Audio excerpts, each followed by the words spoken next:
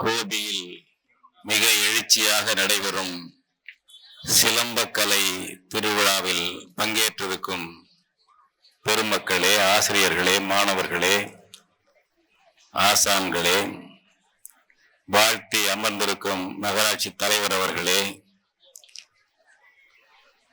இந்த விழாவில் நானும் கலந்து கொண்டு உங்களை பாராட்ட, வாழ்த்த, ஆசான்களுக்கு வீர வணக்கம் செலுத்த வாய்ப்பளித்த நண்பர்களுக்கு நான் நன்றி தெரிவித்துக் கொள்கிறேன்.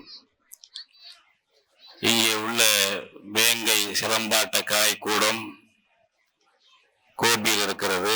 இதை போல மற்ற இடங்களிலும் கலைக்கூடங்கள், சிலம்பாட்ட கலை அமைப்புகள், ஆசான்கள் இருக்கிறீர்கள். அவர்களெல்லாம் ஒருங்கிணைந்து இந்த விழாவை நடத்துவது மகிழ்ச்சி அளிக்கிறது.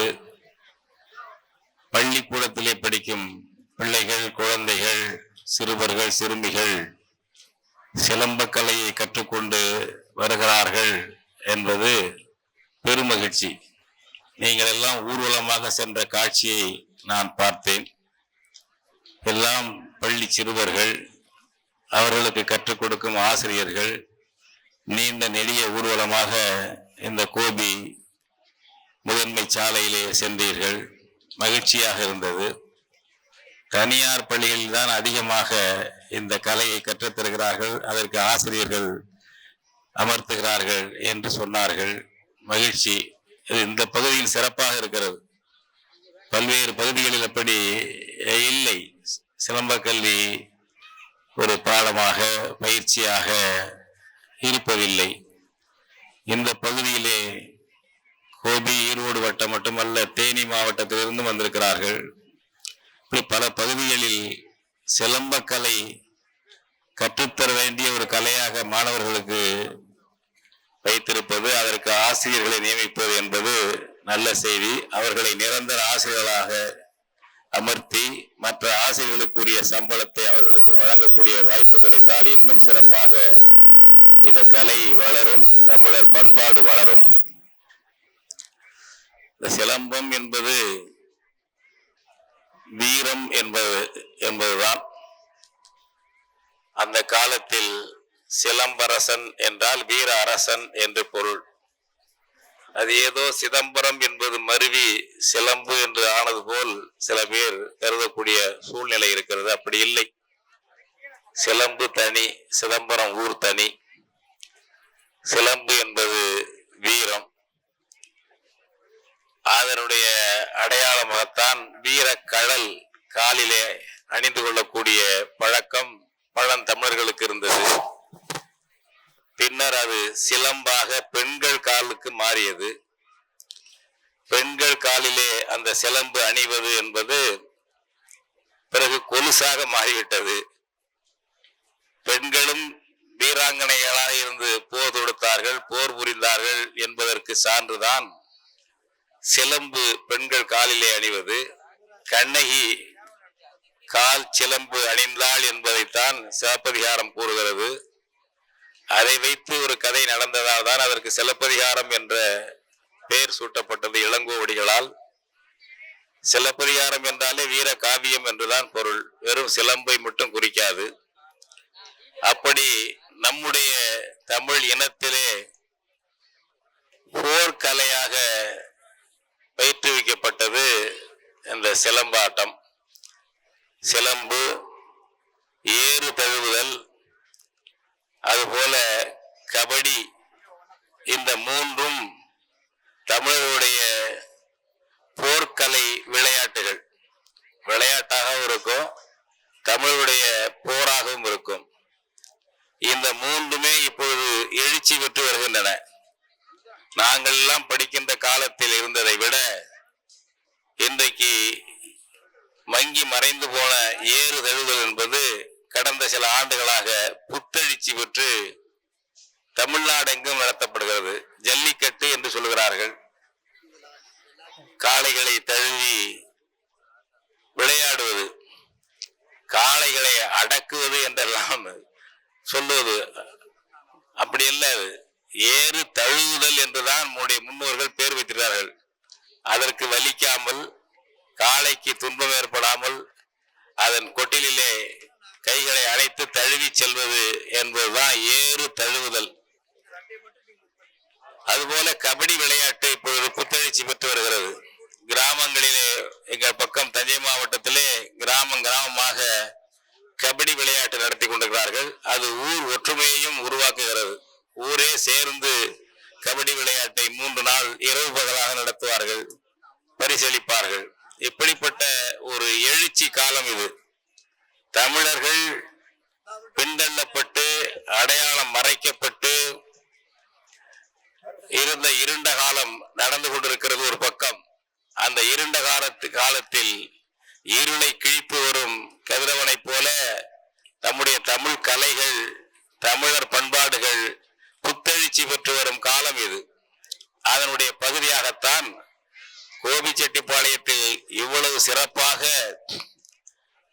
இந்த சிலம்பக்கலை நிகழ்ச்சி, முன்னாள் ஆசிரியர்கள், காலஞ்சென்ற சிலம்பக்கலை ஆசான்கள், இவர்களுக்கெல்லாம் நன்றி செலுத்தக்கூடிய நிகழ்ச்சியாக, வீர வணக்கம் செலுத்தக்கூடிய நிகழ்ச்சியாக இது நடந்து கொண்டிருக்கிறது.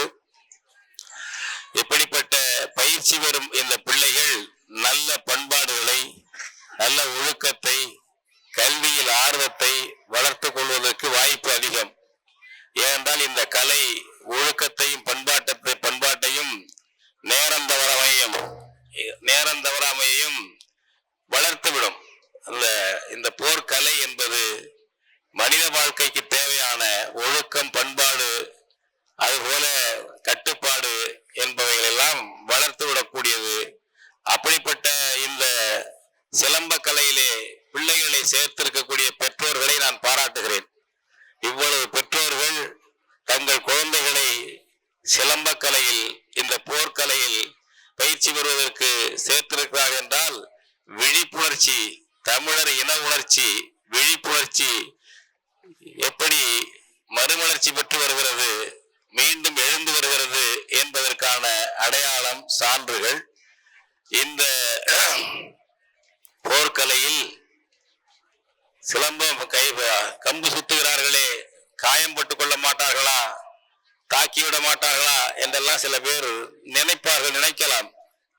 இந்த விளையாட்டுக்கென்று விதிமுறைகள் இருக்கின்றன. எதிரே இருந்து ஆடுபவரை வெல்ல வேண்டுமே தவிர அவரை கொல்ல வேண்டும் என்பதல்ல, அவரை காயப்படுத்த வேண்டும் என்பதல்ல.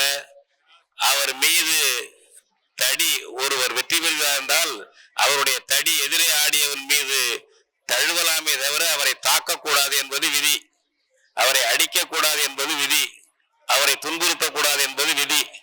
அந்த கட்டுப்பாடுகளை எல்லாம் கடைபிடித்துத்தான் இந்த சிலம்ப விளையாட்டு என்பது நடத்தப்படுகிறது. சிலம்பத்தில் பெரிய பெரிய வீரர்கள் உருவாகி தேர்ச்சி பெறுகிறார்கள். இந்த விளையாட்டுக்கு இன்னும் கூடுதலான அங்கீகாரம் கொடுக்க வேண்டும். தமிழ்நாடு அரசும் இந்திய அரசும் இன்னும் கூடுதலான அங்கீகாரம் கொடுத்து ஒலிம்பிக் விளையாட்டிலே சிலம்பத்தை சிறப்பான இடம்பெற செய்ய வேண்டும். அதுபோல இந்த ஆசிரியர்கள், சிலம்ப ஆசான்கள், இன்றைக்கு வாழக்கூடியவர்கள், பயிற்சி தரக்கூடியவர்கள் என்னென்ன கோரிக்கைகள் வைக்கிறார்கள் என்று கேட்டு அதை அரசுக்கும் தெரிவித்து நிறைவேற்றி இந்த கலையை வளர்க்க வேண்டும். அரசு பள்ளிகளில் கட்டாயமாக சிலம்ப ஆட்ட ஆசிரியர்களை அமர்த்த வேண்டும். தமிழ்நாடு முழுக்க அரசு பள்ளிகளிலும் அரசு உதவி பெறும் பள்ளிகளிலும் சிலம்ப ஆட்ட ஆசிரியர்களை முழுநேர ஆசிரியர்களாக அமர்த்த வேண்டும். அப்பொழுதுதான் இந்த கலை என்பது வளரும். இந்த கலை வளர்வது இந்த ஆசிரியர்கள் வாழ்க்கையிலே பயன்பட வேண்டும் என்பது முதன்மை அல்ல.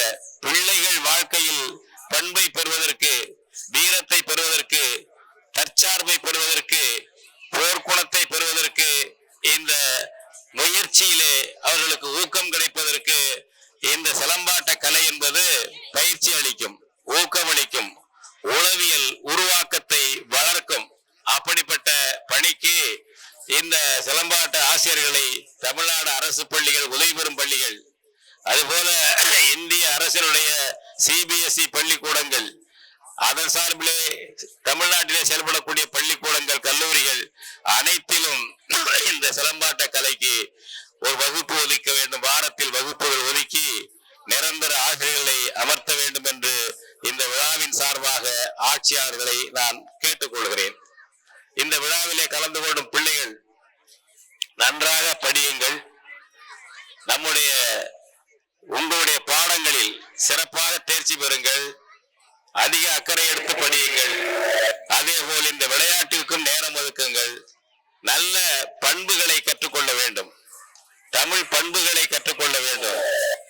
பல கெடுதல்கள் ஐயா நகராட்சி தலைவர்கள் பேசும்போது சொன்னார்கள், நம்முடைய கலைகள் வெளிநாடுகளுக்கு போய் பிரபலமடைகின்றன, நாம் இதை விட்டுவிட்டோம் என்று.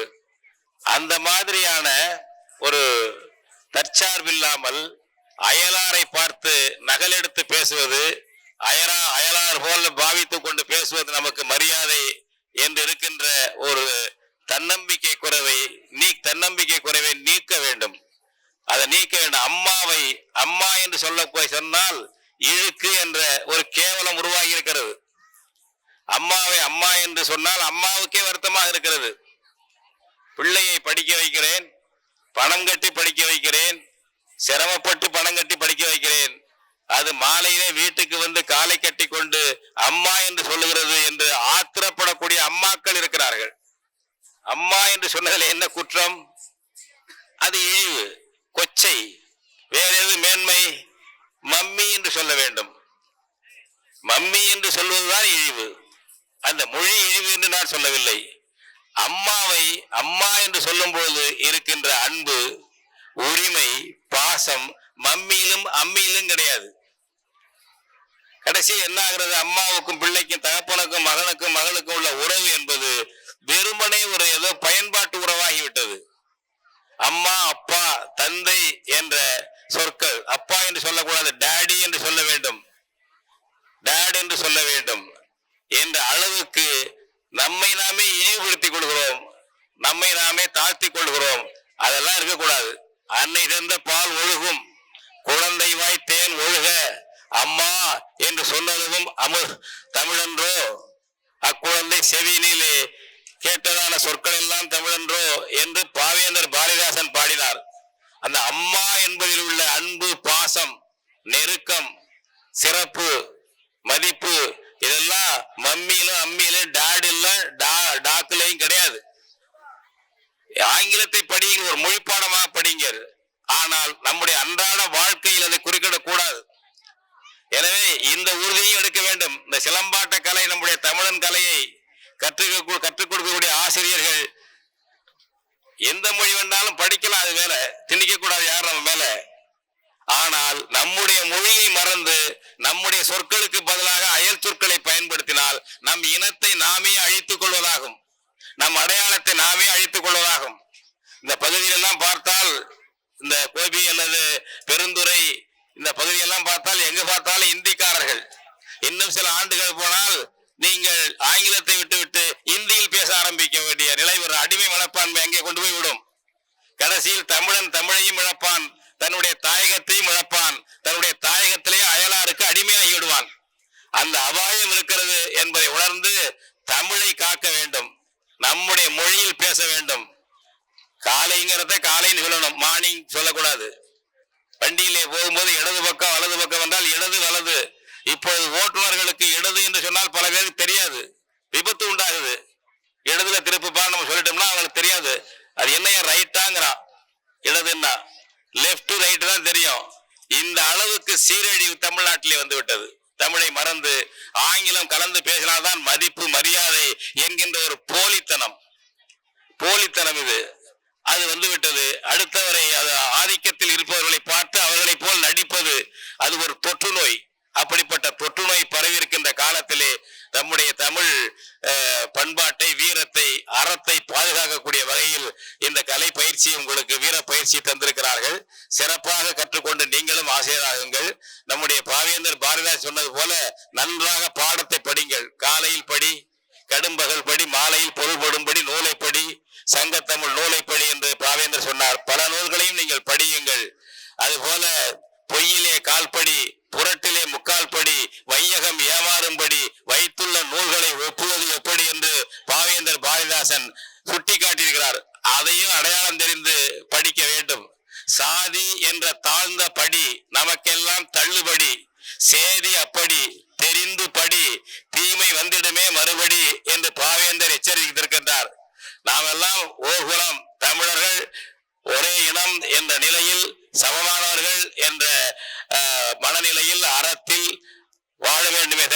இவர் உயர்ந்தவர், இவர் தாழ்ந்தவர், இவர் வேறு என்று நினைக்கக்கூடிய பாகுபாடு இல்லாமல் நம்முடைய பிள்ளைகள் எல்லாம் இந்த சிலம்ப கல்வியோடு இந்த பண்பாட்டு கல்வியையும் கற்று அவர்கள் கற்பதற்கான வாய்ப்பை ஆசிரியர் பெருமக்களும் பள்ளி நிர்வாகங்களும் வழங்கி அரசும் வழங்க வேண்டும் என்று கேட்டுக்கொண்டு இந்த ஏற்பாடு செய்த உங்கள் அனைவருக்கும் நெஞ்சிலிருந்த பாராட்டுக்களை தெரிவித்துக் கொள்கிறேன். நம்முடைய இந்த வீர கலையை கற்றுக் கொடுத்த ஆசான்களுக்கு இங்கே வீர வணக்கம் செலுத்தினோம். அந்த ஆசான்களுக்கு நான் மீண்டும் இங்கே வீர வணக்கம் தெரிவித்துக் கொள்கிறேன். நன்றி, வணக்கம். தமிழர்களுக்கு உரிய பொதுவான ஒரு வலையொலி என்ற ஏற்பிசையோடு இதை விரும்பக்கூடிய வகையில், ஏற்கக்கூடிய வகையில் சப்ஸ்கிரைப் செய்து இணையுங்கள்.